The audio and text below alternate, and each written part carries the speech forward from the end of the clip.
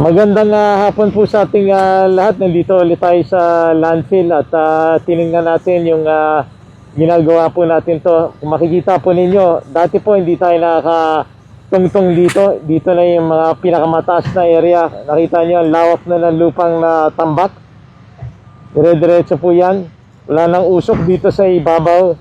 At pababa na po tayo. At makikita rin po ninyo, yan po yung ubando. Dati po, hindi natin makita dahil mausok po dito, lalo na po doon dahil papunta doon yung hangin. Pero ngayon, clear na po. So marami na pong nagawa po dito, pero may mga natitira pa sa baba na usok po. So yun yung trinatrabaho natin ngayon hanggang matapos natin to.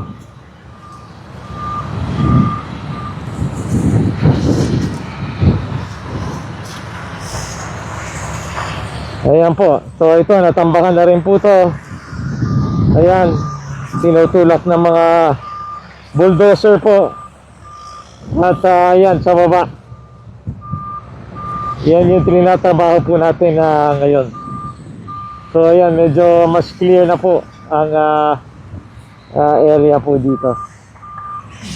So tuloy-tuloy lang po yung trabaho po natin dito. Ayan, so marami rin lupang dumarating at tuloy-tuloy yung mga heavy equipment po natin dito.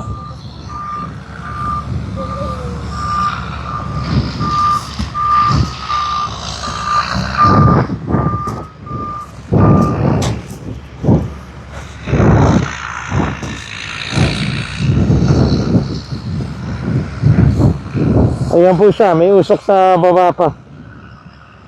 Nandun po. Pero dito sa ibabaw, dahil natabunan na ng lupa, nadaanan na ng bulldozer, makikita nyo, wala na po. So papunta na tayo doon sa baba. Okay, so yan, konting-konti na lang.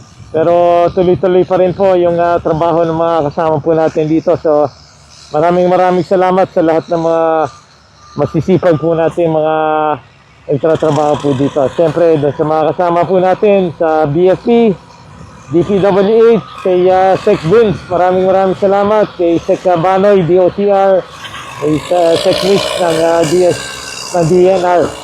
At doon sa iba't ibang ahensya, siyempre San Miguel, at doon sa iStreams at ibang kumpanyang mga tumutulong po dito.